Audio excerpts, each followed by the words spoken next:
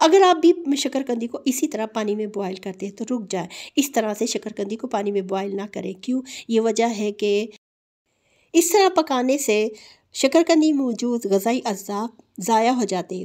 मैं आज आपसे बहुत ही नया और अनोखा तरीका शकरकंदी को पकाने का शेयर कर रही हूँ, जिससे इसके ग़िज़ाई अज़्ज़ा इसी में मौजूद रहेंगे।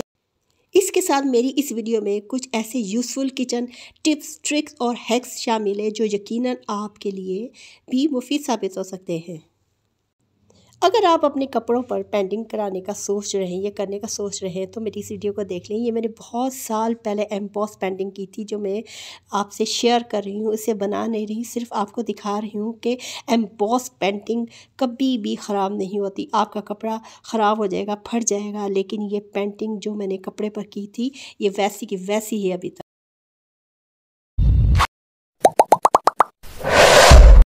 अस्सलाम वालेकुम my YouTube family, welcome to my YouTube channel Fahmi's cooking and kitchen hacks.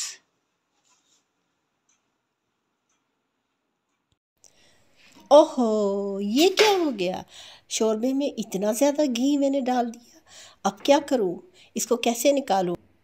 मेरे जहन में फ़ौरन ही एक आइडिया आया। मैंने उस पर उसी वक्त अमल किया। मैंने स्टील का स्पून लिया जिससे हम साला निकालते हैं। उसमें मैंने बहुत सारी आइस क्यूब्स। आप भी सोचते होंगे कि ये सालन और आइस क्यूब्स का क्या ताल्लुक है। अभी मैं आपको बताती हूँ कि आइस क्यूब यहाँ पर क्या वर्क करेगी।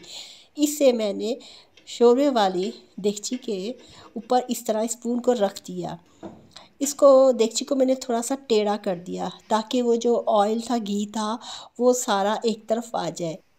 ये ट्रिक देखकर आप भी सोचते होंगे कि मैं ये सब कुछ क्यों कर रही हूँ। ऐसा भी तो कर सकती थी कि मैं स्पून की मदद से ऑयल को निकाल देती, लेकिन मैंने ऐसा पहले करके देखा था।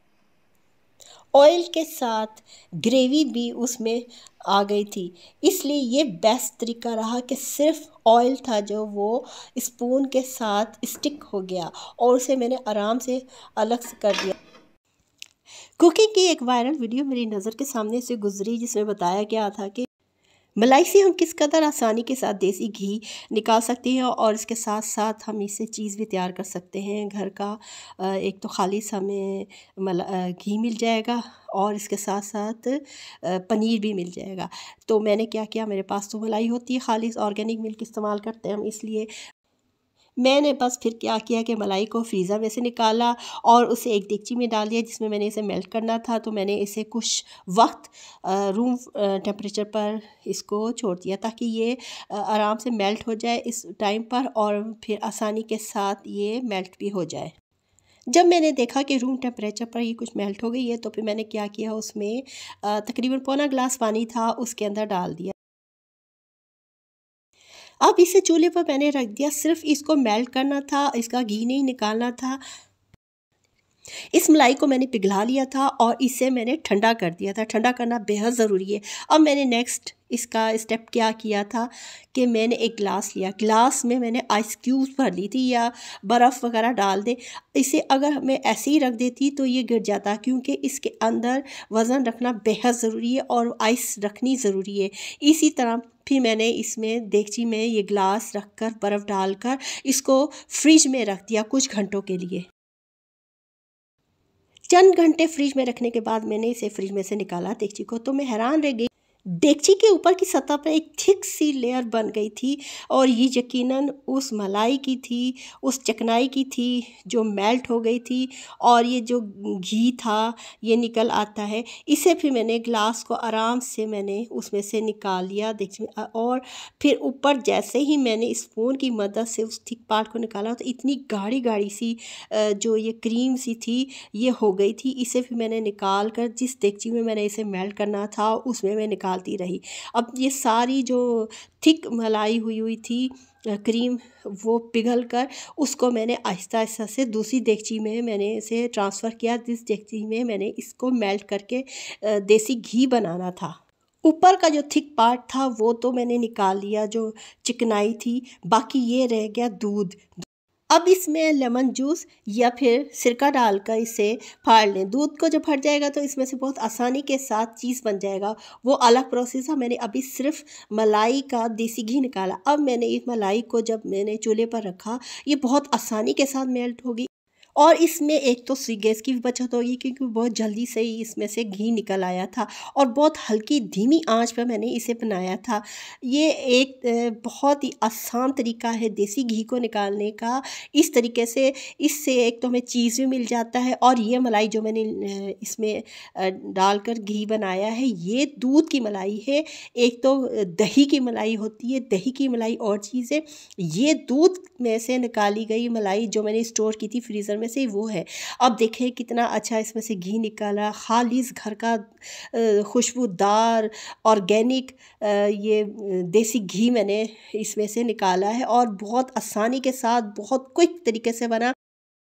घी के साथ इसमें जो उसकी रॉ मटेरियल निकलता है, रॉ प्रोडक्ट, उसे मैंने आटे में डालकर उसका या तो आटे में डाले या सूजी में डाले, इसका बहुत ही मज़ेदार हलवा तैयार होता है। एक और यूज़फुल किचन हैक के साथ हम ऐसा ही करते हैं ना कि जब हम रोटी पकाते हैं या पराठे बना रहे होते हैं तो रुमाल होता है रोटी का, जो उससे इस तरह से उसकी सरफेस पर बिछा देते होते हैं, लेकिन ये तरीका बिल्कुल भी ठीक नहीं है। अगर आपके पास कोई इस तरह का स्टैंड है या कुछ भी है, ये प्लेट भी रख सकते हैं। असल तरीका ये है कि स्टैंड हॉटपॉट के सेंटर में रखें, उसके ऊपर रुमाल रखें रोटी वाला। ये तरीका रोटी रखने के लिए है, लेकिन अगर पराठे आपने बनाए हैं, पराठे रखने के लिए दूसरा तरीका है कि इस रुमाल के ऊपर डायरेक्ट पराठे ना रखें। इसके ऊपर बटर पेपर जो मैंने रखा है को इसलिए रखा है कि ये जो हम पराठे वगैरह बनाते हैं तो इसकी चिकनाई होती है, जो वो रुमाल होता है रोटी रखने वाला, उसके ऊपर सारी आ जाती है और रुमाल हमारे उसमें से स्मेल भी आ जाती है और वो बहुत जल्दी से चिकने हो जाते हैं, गंदे लगते हैं। रुमाल के ऊपर बटर पेपर रखने से एक फ़ायदा होगा कि वो जल्दी से मैले नहीं होंगे, गंदे नहीं होंगे, हमें इन्हें जल्दी से धोना नहीं पड़ेगा। मेरे यूट्यूब व्यूवर्स को आज की मेरी ये ट्रिक्स, टिप्स और हैक्स कैसे लगे, अपनी राय का ज़रूर कमेंट में इज़हार कीजिएगा। वीडियो को लाइक करें और अगर आप मेरे चैनल पर नए हैं तो काइंडली मेरे चैनल को ज़रूर सब्सक्राइब कीजिएगा। बेल आइकन को ज़रूर प्रेस किया करें ताकि हर नई आने वाली वीडियो का नोटिफिकेशन आपको मिल जाए। अलमारी में से मैं कुछ अपने कपड़े निकाल रही थी तो मुझे अपने एम्बॉस पेंटिंग किए हुए सोफ़ा बैग के कवर नज़र आए। ये मैंने काफ़ी साल पहले किया था, इसका कपड़ा भी ख़राब हो गया है और इसके कपड़े का कलर ख़राब हो गया, लेकिन ये पेंटिंग वैसी की वैसी रही। मैंने सोचा कि मैं अपनी एक अच्छी चीज़ को अपने व्यूवर के साथ शेयर करूँ। ये देख सकते हैं आप, इसका कलर ख़राब हो गया है, कपड़ा थोड़ा सा फट भी गया, लेकिन ये पेंटिंग वैसी की वैसी है। ये एम्बॉस पेंटिंग होती है, इसको जब करते हैं तो इसके करने के बाद इसको बैक साइड से उल्टी तरह से इस्त्री करते हैं जिससे ये उभर जाती है। आप देख सकते हैं कि किस तरह खूबसूरत ये पेंटिंग की हुई है और ऐसे लग रहा है जैसे अपनी न्यू बनाई हुई है। एक अच्छी चीज़ को भी फैलाना, अच्छी चीज़ को शेयर करना भी सदका जारिया होता है। मैं ये सोच कर ये अपने इस काम को आपके साथ शेयर कर रही हूँ। मैं बनाना नहीं सिखा रही कि किस तरह बनाते हैं, क्योंकि काफ़ी साल पहले मैंने बनाई थी, 15-16 साल पहले तकरीबन है, लेकिन ये ऐसी की वैसी अभी तक है। ये देखिए बैक साइड से भी आप देख सकते हैं और ये कितना खूबसूरत, इसके कलर तक नहीं ख़राब हुए और वैसी की वैसी है। ये मैंने पेंटिंग का कुछ सामान ला कर रखा हुआ था ये एम्बॉस पेंटिंग के सिलसिले में, लेकिन मुझे इतना वक्त नहीं मिल सक रहा कि इसे मैं पेंट करके दिखाती, इसलिए सिर्फ मैंने आपको वही चीज़ शेयर आपके साथ कर रही हूँ जो मैंने पहले बनाई थी। शक्करकंदी को हम ख़रीद कर लाते हैं लेकिन वो जल्दी ख़राब हो जाती है, इसे किस तरह रखना चाहिए। मेरी आज की इस वीडियो में मैंने ये बताया है कि शक्करकंदी को जब आप लाएं तो इस तरह इसे, जो आजकल जाली में ही ये दे रहे होते हैं सब्जियां, फ्रूट्स वगैरह, इस तरह इसमें डालकर ऊंचाई पर रखें, इसको ज़मीन के साथ टच ना हो, ये शक्करकंदी ऊंचाई पर रखें और वहाँ रखें जहाँ से हवा भी आ रही हो। इसके बाद इसे जब वॉश करना है तो अच्छी तरह से वॉश करना है, क्योंकि ज़मीन के अंदर लगती है तो ज़मीन के अंदर मौजूद जो पैरासाइट्स वगैरह होते हैं वो इसमें लग सकते हैं, इसलिए इसको धोना बहुत ही अच्छी तरीके से चाहिए। और इसमें जो जालियाँ हैं इसको भी संभाल के रख लें, ये बहुत काम आती हैं जिसमें ये फल फ्रूट वगैरह देते हैं। अब इसे मैंने इसमें थोड़ा सा लिक्विड डिटर्जेंट जो बर्तन धोने के लिए इस्तेमाल होता है, थोड़ा सा लिक्विड डिटर्जेंट मैंने इसमें शामिल किया है। मैं हमेशा फ्रूट्स और वेजिटेबल्स को ऐसे ही वॉश करती हूँ। शकरकंदी में विटामिन ए, आयरन, फाइबर और पोटेशियम जैसे अज्जा इसे ग़िज़ाइयत से भरपूर ग़िज़ा बनाते हैं। शकरकंदी के बहुत से फ़ायदे हैं, जिनमें दिल की सेहत, क़ुव्वत मदाफ़त में इज़ाफ़ा, जिल्द और बालों की सेहत और डायबिटीज़ के मरीज़ों के लिए ब्लड शुगर कंट्रोल करना शामिल है। शकरकंदी को उस वक्त तक वॉश करें जब तक कि इसमें से डस्ट ना निकल जाए। जब ये डस्ट फ्री हो, मैंने एक देगची ली है, उसमें मैंने सेंटर में एक स्टैंड रखा है, थोड़ा सा पानी इसमें ऐड किया है। अब जो वॉश की हुई शकरकंदियाँ थी उस स्टैंड के ऊपर मैंने इस तरह से रखी। पानी को देगची में इतना डालना है कि वो उसके शकरकंदी के लेवल तक ना आए, उससे नीचे ही रखना है। शकरकंदी जिल्द और बालों की सेहत के लिए बेहतरीन होती, आंतों की सेहत के लिए, फेफड़ों की सेहत के लिए, दिमागी सेहत के लिए। शकरकंदी का इस्तेमाल कैंसर के ख़िलाफ़ तहफ़्फ़ुज़ फ़राहम करता है। अब मैंने मीडियम फ्लेम पर इसको रख दिया है और ढक्कन को कवर कर दिया है। मैंने टाइम नोट कर लिया है, ये तकरीबन 10 से 15 मिनट में आसानी के साथ तैयार हो जाती है। अब मैंने टाइम के मुताबिक इसे चेक किया और इससे मैंने छुरी की मदद से इस पर स्टैबिंग की है और देखा है कि ये तैयार हो गई है। अगर ये छुरी अंदर धंस जाती है तो समझे ये तैयार हो गई है।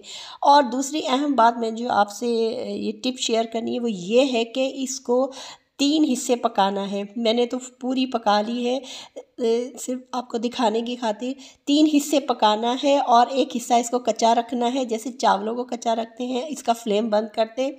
ये जो अपनी इसके अंदर स्टीम बनी हुई है इसी के अंदर ये पक जाएगी जितनी हम चाहते हैं। ये देखें किस तरह स्टीम इसके बाहर निकल रही है और इससे हमारी गैस की भी बचत होगी और कम वक्त में ये तैयार होती है। इसमें पानी अंदर नहीं जाता।